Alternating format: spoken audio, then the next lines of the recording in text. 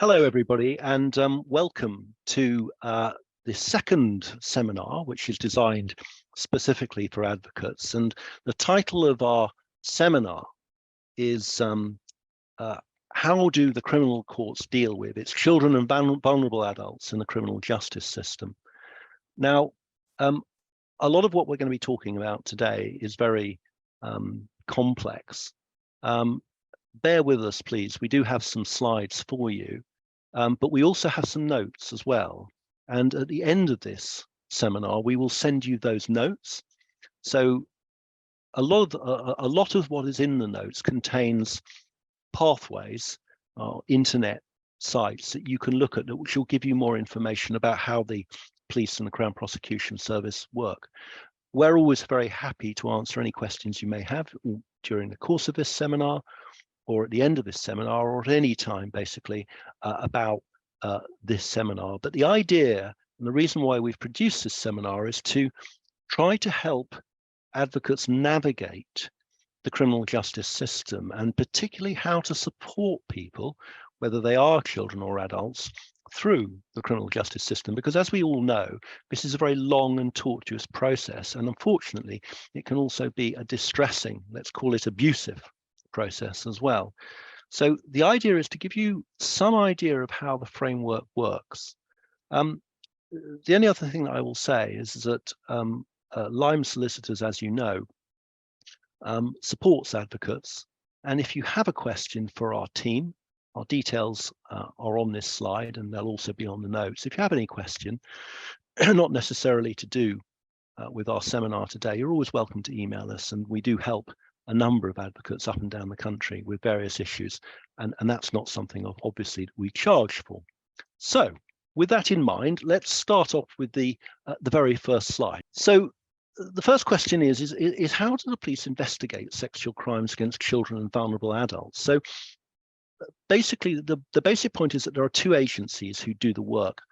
It's the police, and it's also the Crown Prosecution Service. Now, other agencies such as local authorities, sometimes the NHS, will be involved in that process, but it's effectively the police which are the first point of contact. But the most important thing is that people talk about the police launching prosecutions.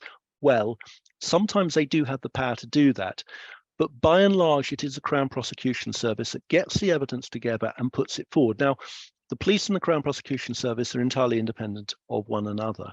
So it's very important to realise that the police do the investigation, but by and large, the Crown Prosecution Service do the actual prosecuting, two separate bodies. Now, what is the law relating to these prosecutions? Well, we have any number of criminal statutes. I mean, one of the ones that's often used is the Children and Young Persons Act 1933. Now, although that act is now nearly 100 years old, it's been amended. And Section 1 contains the big one for children, because it says that it's a crime to physically, emotionally, or neglect a child. So that's become very much wider in recent years. So how do the police and the CPS work? Well, first of all, the CPS have a code. So they have a code that governs what they're going to prosecute and when. And if you go to the link, which is in the notes, for instance, if it's a case involving rape, very serious crime, they actually have a policy in relation to that crime. So if it's something like an indecent assault, then they will look at that. If it's sexual exploitation, they have a policy for that. So they have a whole series of policies which are tailor-made for certain types of crime. And these can be very detailed indeed. So there's two guidance documents that they tend to use. One is called Child Sexual Abuse Guidelines on Prosecuting Cases of Child Sexual Abuse, and the other one is Rape and Sexual Offences Overview and Index of 2020 Updated Guidance, basically. Now, the police also have their own guidelines, and they are set by something called the College of Policing. And again, this is how you treat children, how you treat vulnerable witnesses, how you gather evidence, how you put everything together. Very detailed guidelines for the way in which they are meant to proceed. The final thing that I'll say is that sexual offences and child cruelty offences are mostly indictable. That means that they get tried in the Crown Court rather than the Magistrates' Court. So we also have other documents which are very important, and they are working together and achieving best evidence in criminal proceedings. Now, working together is the document that's used for social workers, but it's also used for other agencies, and it tells us how social workers are meant to approach the issue of abuse, what they're meant to do. So that is a sort of overarching code if you happen to be a social worker, but it could affect you also as an advocate because it's specifically designed to cover all sorts of people, not just social workers. We also have achieving best evidence, which is known as ABE, an ABE interview, and that's the way in which you take evidence from a child, which is normally you have to do it. It has to be videoed, it has to be recorded, and there will be a transcript. It depends very much on the age of the child, but that's a key document. We also have particular rules for vulnerable witnesses and intimidated witnesses. So the law has long recognized that these kinds of witnesses have to be treated in a certain way. They need certain kinds of protections, certain kinds of safeguards. If you didn't have that, no one would give evidence. So there are particular guidelines if you are vulnerable. So you could be a child, but you could also be a vulnerable adult. But also if you are intimidated. So in other words, there's something that's frightening you. Now, the definition goes very wide indeed, but again, there's guidelines for that. And then finally, we have charging and case preparation. Now, charging, what that means is that's a process whereby the police have done their investigation and they decide, right, we're going to charge. But it has to be done correctly, because if you're going to charge somebody, you have to be very sure what you're charging them with. And typically in child abuse offences, it may be very difficult to define what's happened, because typically you will have a course of conduct by an abuser which may go over a year, 2 years, whatever it may be, and that has to be defined. What you tend to find in these cases where there is a charging decision is that the charge itself will refer to a course of conduct. It won't refer to individual acts. Some people think, well, because I can't remember exactly what happened and where, therefore there can't be a charge. And that's complete nonsense. The law recognizes, particularly with children, that they will not remember each and every incident of abuse that's gone on. And so the law is able to charge a particular course of conduct over a period of time. And that's typically why those charges will refer to you did sexually abuse or you did this over a course of time, but it doesn't have to refer to each and every incident that occurred, because the law recognizes that that's not practical at all. So that's charging. And then, of course, we have case preparation. And the case preparation is normally done by the police. The police will take the statements, they will gather the evidence, and then when they put everything together, they will then hand it over to the Crown Prosecution Service. This is normally how it happens. And then the Crown Prosecution Service will make a decision as to whether there is to be a charge. Now, sometimes they decide there's going to be no charge, and we'll be hearing about that later. But all of these processes are covered by very detailed guidelines, which have been developed over many years, and they are developed with a mind to the particular problems that affect children and young people, not just in sexual abuse cases, but also in physical abuse cases and in some cases emotional abuse cases as well. So let's now go on to the next slide, and I'm going to invite my colleague Natasha to talk about what the Crown Prosecution Service actually does. Thanks, Malcolm, for passing that on to me.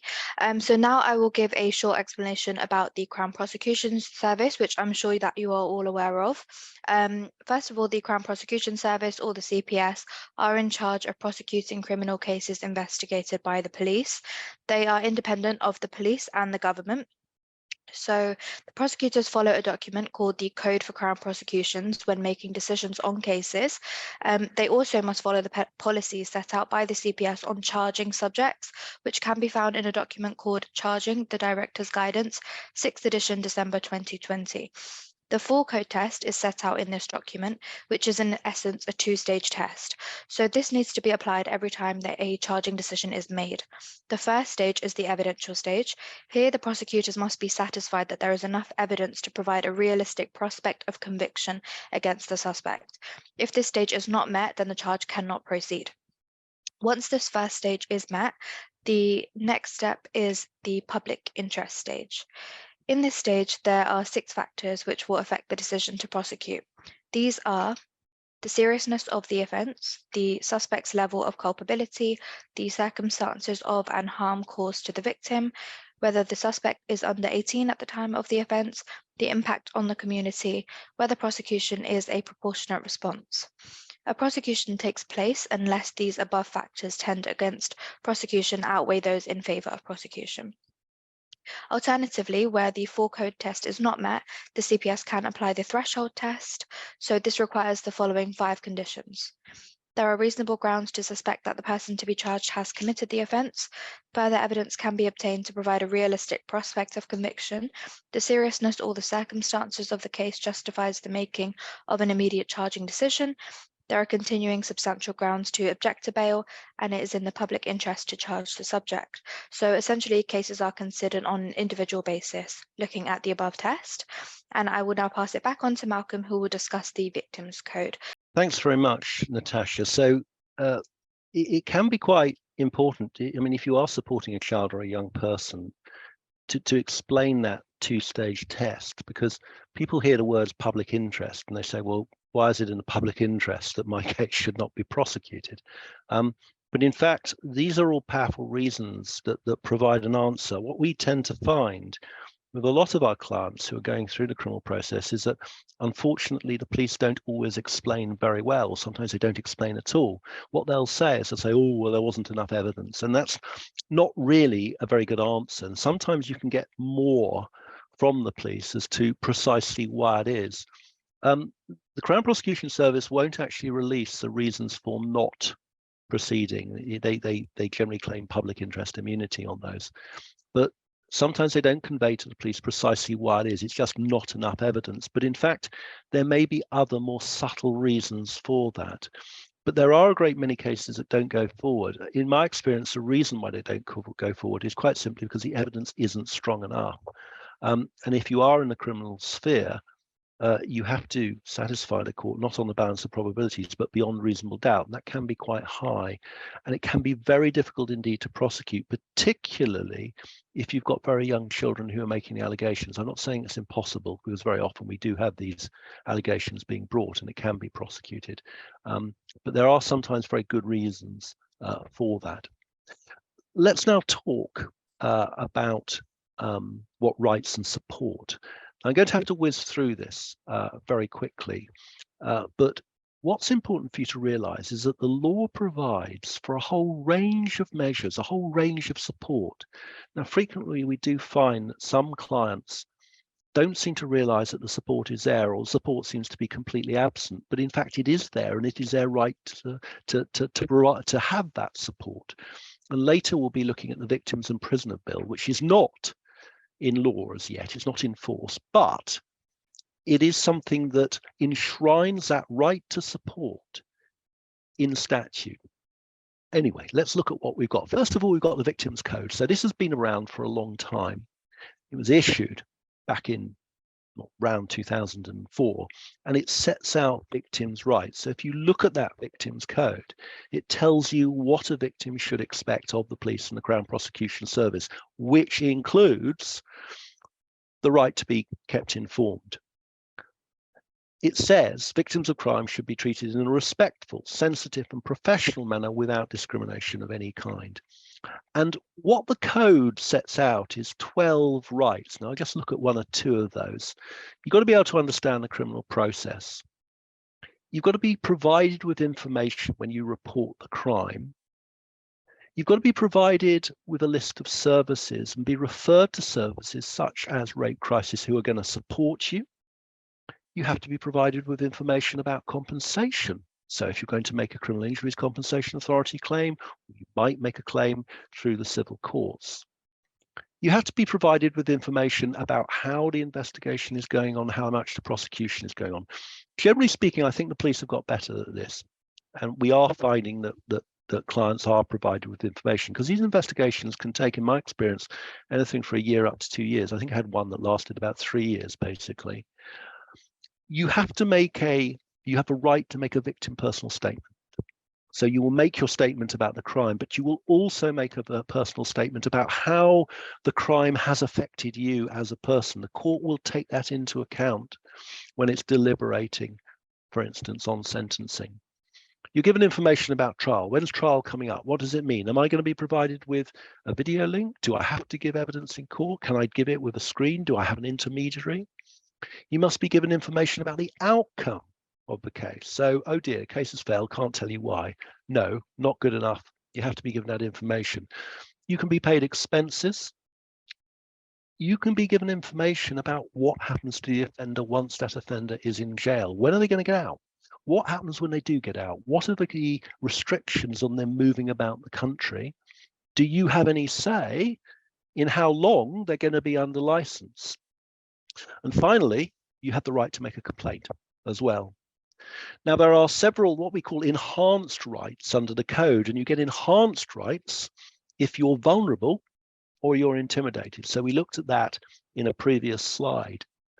So those enhanced rights will attach to people who've got a mental disorder, have a significant impairment of their intelligence or social functioning. So it could be somebody who's autistic or somebody who has ADHD, and have a physical disability or are suffering from a physical disorder. That will be a vulnerable witness, basically. So you will have eligibility for more rights than, say, somebody who doesn't come under those categories. Now, there's also something called the Witness Charter, which is the equivalent code for witnesses. So these aren't people who are victims. These are people who are witnesses. They have rights as well. There is something called a witness service, which is provided by the Citizens Advice Bureau, and that will provide free advice to people who need it.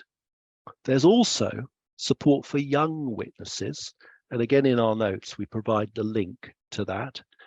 And there's a version for 12 to 17-year-olds and 15 and 5 to 11-year-olds.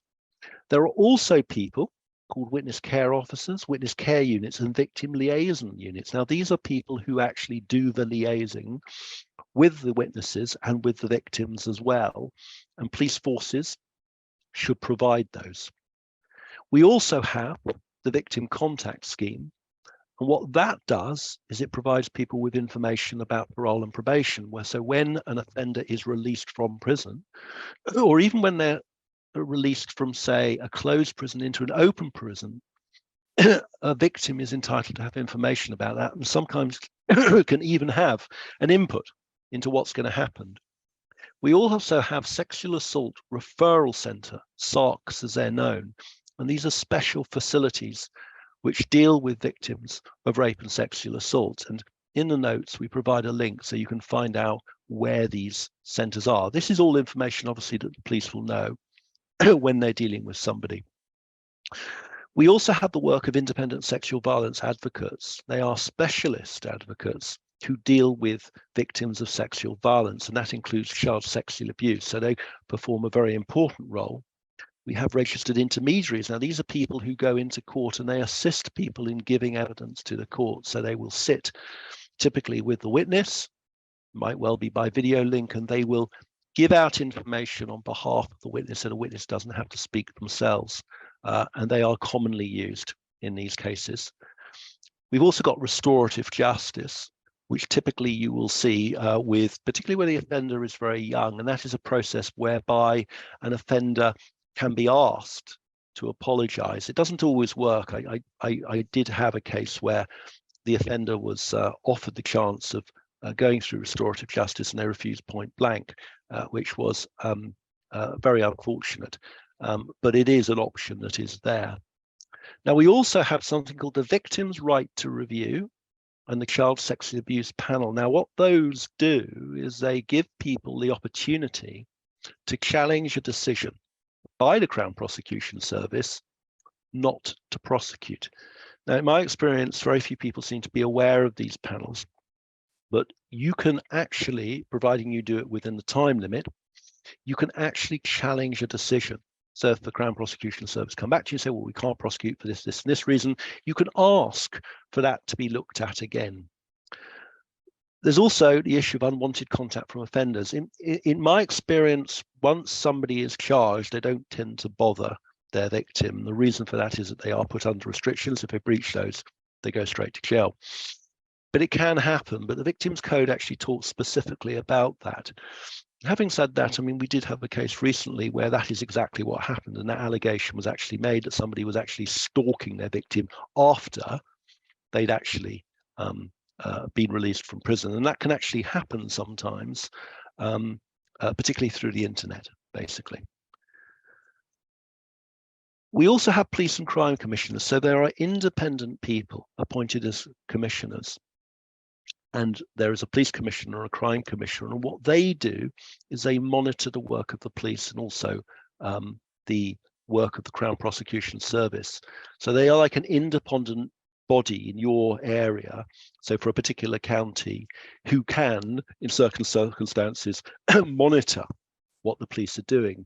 And finally, we also have a victims commissioner, basically, whose job it is to understand the criminal justice system from the victim's point of view. And you often see tweets from these people. They often make public announcements. So we've had a public announcement from the victims commissioner about the the victims and prisoners bill, which is coming out. So those are the support organisations. Natasha is now going to talk about special measures for vulnerable witnesses. Thank you, Malcolm. So I will now be discussing, as Malcolm suggested, the special measures that are provided to vulnerable witnesses, following on from Malcolm's element of support that is available. So the Youth Justice and Criminal Evidence Act 1999 basically set out special measures which were introduced to allow vulnerable witnesses to provide evidence in a way where it was comfortable for them.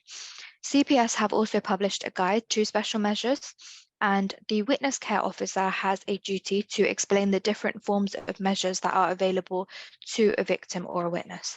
These measures can include having a screen or a curtain around the witness box, or give evidence by live video link, either from a separate room within the court or a live link suite outside the court, so the witness does not have to face the defendant and court observers.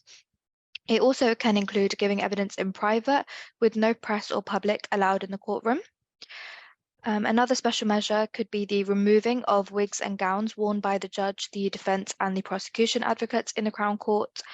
It can also be the use of communication aids or the help of a registered intermediary to understand questions, or providing evidence or being cross-examined through pre-recorded video, so the witness does not have to give evidence at trial. The judge decides whether the special measure should be granted after the CPS has requested it, and the witness care unit then tells the witness what their decision is, and the court staff will set up the measures. Now Malcolm is going to discuss how the criminal justice system protects children and vulnerable adults. Thanks very much, Natasha. I mean, in relation to special measures, I mean, it shouldn't come as a surprise that now we are long past the days when we stuck witnesses in boxes and expected them to get on with it. It really is quite normal now to have screens. It's quite normal to have intermediaries. The criminal and family courts are long used to this kind of thing, and generally speaking, they will consider that right from the beginning, which is a good thing. There's less of that in the civil courts, but in my experience, if you ask for special measures for a vulnerable witness, you will get it. So courts are all really geared up to this kind of thing. I mean, practically speaking, the way in which people come into court and how they're escorted in, whether they're actually going to see their abuser, all of these issues are generally or should be taken care of. And I think you can always reassure somebody who's about to go to trial that these are issues basically that will be taken account. And if they're not, then it can be raised, because that is your right as a victim. But let's look at how the criminal justice system protects children and vulnerable adults. So we're talking about the situation now is once the offender's been convicted.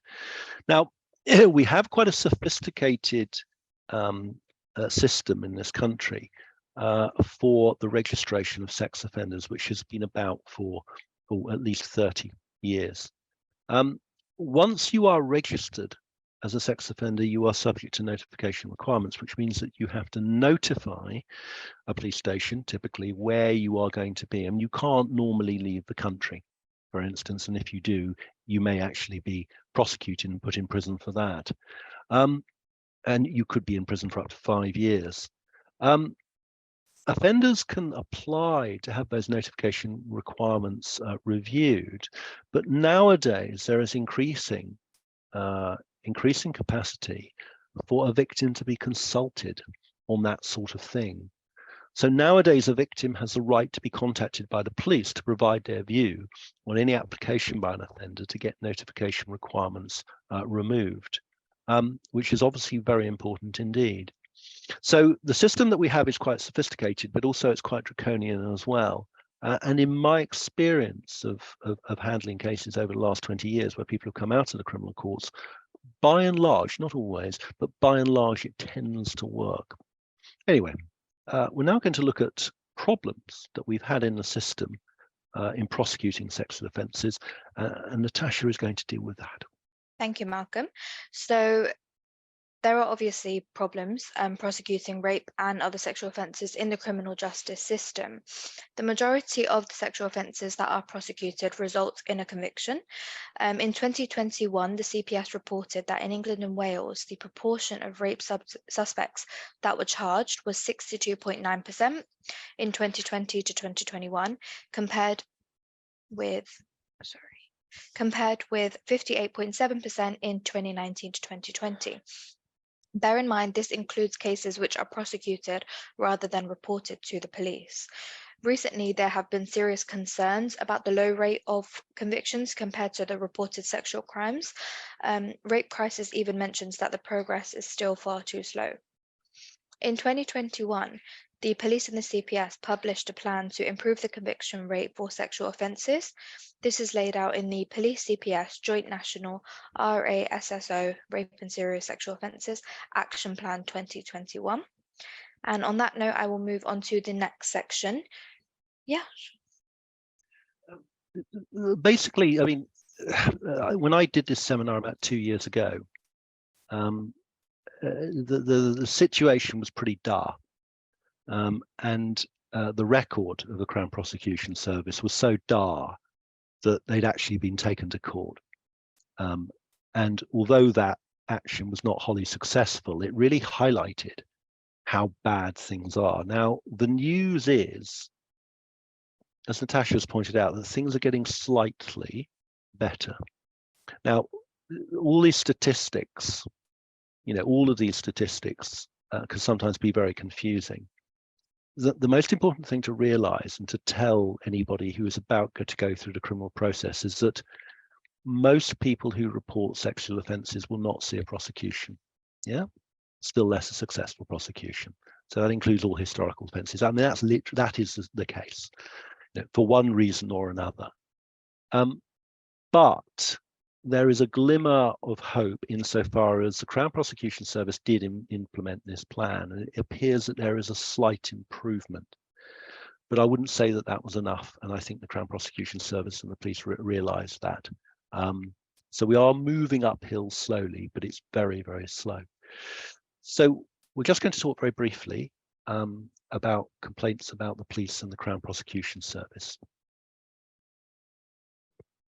Thank you, Malcolm, for providing that information as well.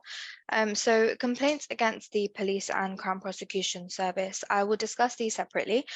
Firstly, coming on to complaints against the police. So the police do have a complaint system, and the scope of complaints is quite wide. So a person can complain if they experienced inappropriate behaviour from a police officer, staff member, contractor or volunteer, or if they have been adversely affected by the conduct of one of these people. There is no time limit for making a complaint, but if someone makes a complaint about something which happened over a year ago, they must explain why they never made the complaint sooner. After the police then responds to this complaint, they can also exercise the right of review to the Independent Office for Police Conduct, which is known as the IOPC. The IOPC does not have any control over the police handling over a criminal matter, and they could not review the results or instruct the police to re-investigate a criminal allegation. So the CPS also has a complaint system which can be found on their website. They will only consider complaints received within 6 months of this matter, and complaints which are outside of this period will only be considered in exceptional circumstances. For complaints to the CPS, there is a 3-stage process. The 3rd stage is a referral to the Independent Assessor of Complaints. The complaints procedure cannot be used by a defendant seeking to get a prosecution dropped, a defendant appealing against their conviction, or a victim seeking to exercise their victim's right to review. I will now pass it on to Malcolm, who will discuss the Victims and Prisoners Bill. Okay, so thanks, Nikki, for providing us with that slide. So the Victims and Prisoners Bill is going through Parliament at present. So I think it's in its second reading in the House of Commons, whatever that means, but it's not law yet. Now, the bad news is I think it's going to take a long time for it to become law because, first of all, they've got to enact the statute, and then they have to write a code, and then the code needs to be consulted on. So I think it'll be a long time before it becomes law. Unfortunately, that's the way it is with these statutes. It takes a long time. Now, why have they brought this in? Well, first of all, there's an element to this, which is lock them up and throw away the key, which I think the Conservative Party quite likes, locking people up, throwing away the key. Now, if you're a victim of abuse, that might not be a bad idea, but some of this bill is about locking people up for a long time and not letting them out. What we're going to look at is primarily what it means for victims. And what it means is that earlier in the seminar, we talked about the Victims Code, we talked about the Witnesses Code, we talked about all these guidelines which are designed to protect people, but also to provide them with information and support. These are all codes, yeah? So someone writes the code and it all looks very nice and shiny, but it's not actually the law. What the Victims and Prisoners Bill does is it enshrines it in statutory law. So it says there is a statutory duty on the police, on the Crown Prosecution Service, and in circumstances other people such as local authorities and the NHS, to provide all of these services, and they are under a statutory duty to do so. Now, what happens if they don't? Well, at worst, you can take them off to court and judicially review them.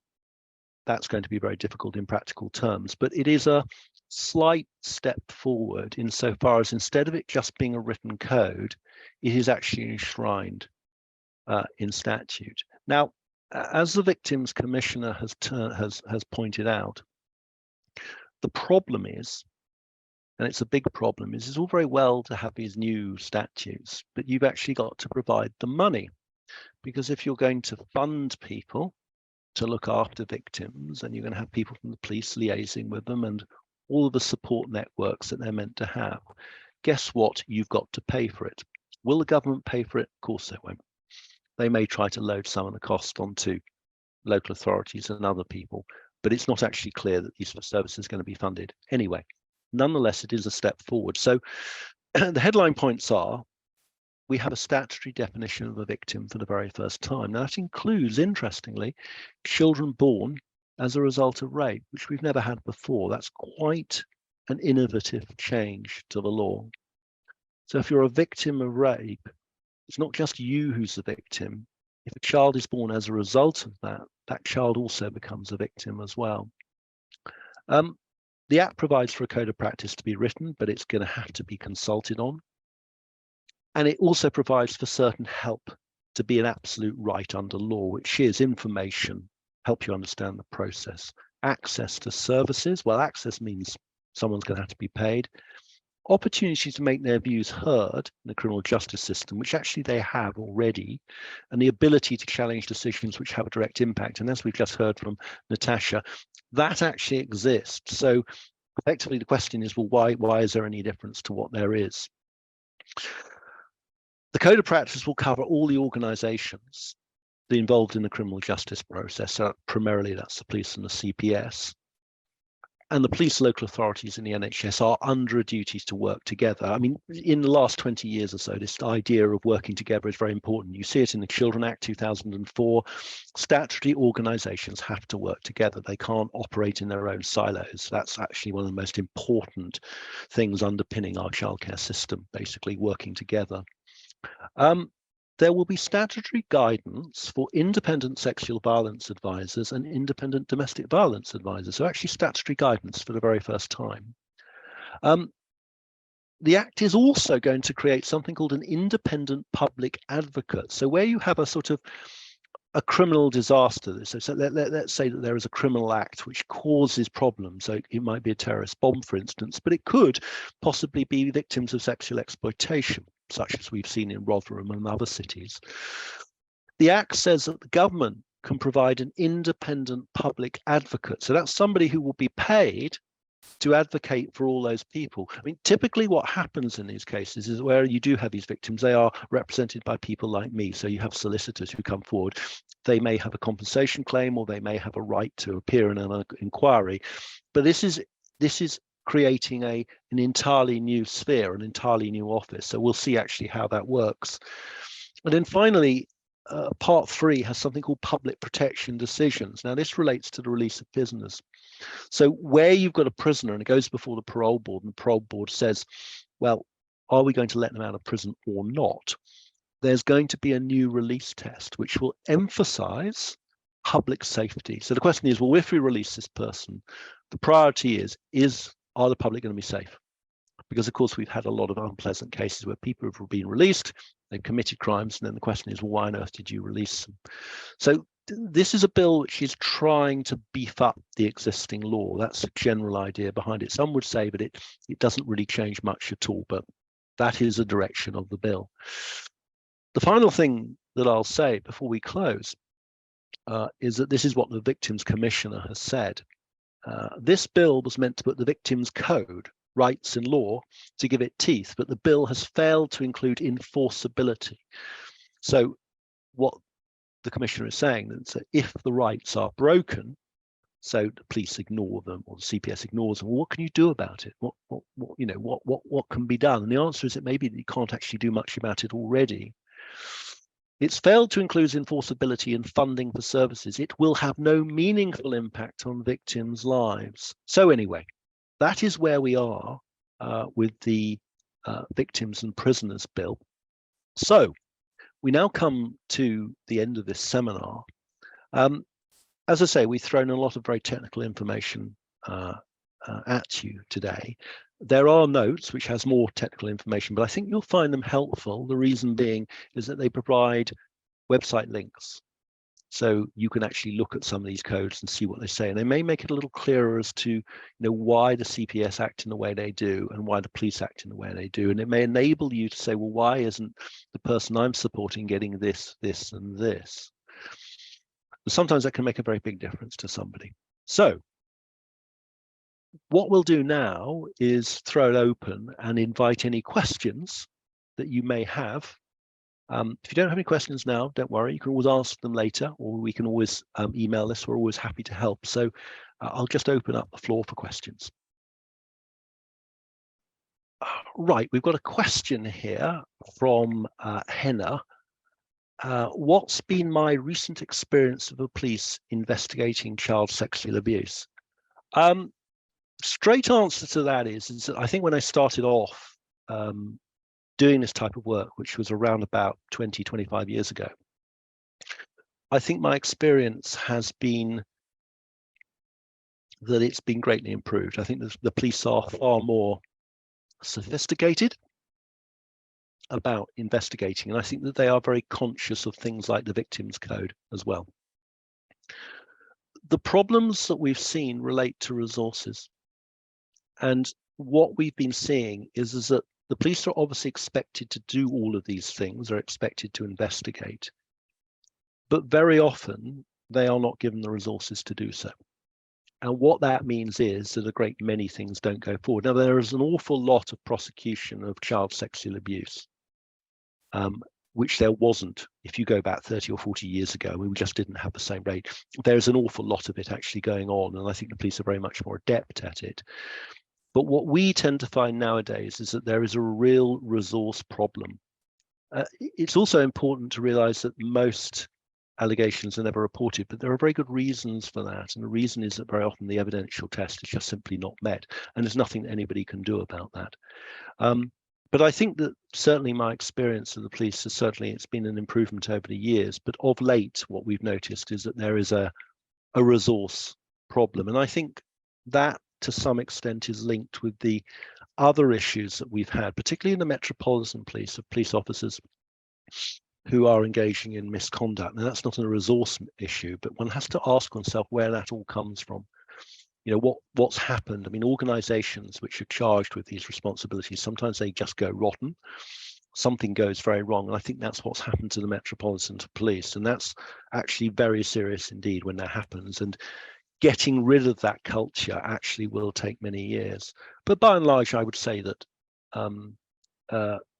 my experience has been positive. And indeed, in a recent case we're doing, which involves allegations at a school, we have been contacted by the police as solicitors. We're acting for a number of people who've all been at this school, and we are working with the police to try to report what we can, and also to sort through what can be reported and what can't be reported, what the police can do and what they can't do, which I think may make it easier for the police, but also it means that clients of mine receive an answer. They're told before they go to the police, look, you know, we're talking about people who are dead. They can't be prosecuted. You can't prosecute a dead person. That's it.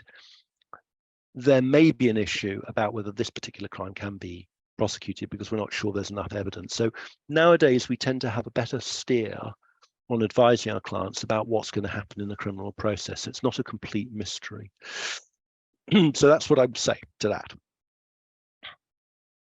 Now we've got another question, and the other question is, will the Crown Prosecution prosecute for emotional abuse only? Well, the answer to that is that I'm not actually aware of a case where there has been a prosecution for emotional abuse. Now, if you look at the Section 1 of the Children and Young Persons Act, 1933, you look at Section 1. Section 1 says you can be prosecuted, and there's no time limit as well. There's no time limit on this. You can be prosecuted for sexual, physical, emotional abuse or neglect. It goes really wide. It's worth just getting it up on the internet and looking at it, because it's very wide indeed. And it's designed to deal with things like parental neglect, or cases where you've got a child who suffered a very serious injury and there's been two people in the household, two adults. It's designed to get at both of them, even if you don't prosecute one for grievous bodily harm or murder, in some cases, or manslaughter or whatever. But in my experience, a lot of the abuse that we're getting nowadays is emotional abuse, and it's highly damaging to people, as damaging we find as in physical and sexual abuse cases. And we are finding, I find, it's my experience, that these cases are not being prosecuted at all, unfortunately. Perhaps something will happen in the future, but that's not my experience now. I've got another question here, and the question is, do the details you've outlined here apply to victims who were children when the abuse happened, but they are now adults, or would other legislation apply in those cases? Well, the straight answer to your question is yes. They do actually apply. It doesn't matter if you come to the police if you are 70 years old and you're abused at the age of 10. The police will deal with you, and they will consider the issue of whether you are vulnerable, whether you're intimidated, as if you came to the police when you were 18 years old or 17 years old, or indeed younger than that. So your age doesn't make a difference. And in fact, an awful lot of offences against children, as we all know, are what we call historic offences. So the people who come forward are in their 30s and 40s. I mean, I think the oldest client I've ever had was in their 80s. It's quite common for us to deal with those people, but they will have the same rights as a child would. They might be treated slightly differently because they're an adult, but the same code will apply to them. And the law, if you look at the codes and what the Crown Prosecution Service, they are designed for different types of offences. So the straight answer to that is yes. Okay, right. Well, I don't think that we have any further questions at this time. I'd like to thank you all for listening patiently to us. As I say, our notes will be dispatched to all of you. If you have any further questions, we're happy to answer them. But I'm going to close this seminar now. And thank you very much. I hope you found this helpful. There is going to be an appraisal form. Please feel free to be unpleasant about us. Basically, it's how we learn about what you want and what you don't want. But these seminars are very much designed so you can do your job better. And if we're not achieving that, please tell us, because that's really what we're here to do. So thank you very much indeed for listening. Thank you, Natasha, and thank you, Nikki, for steering us through that. And I'll now close the seminar. Thanks, everyone. Thank you, Malcolm.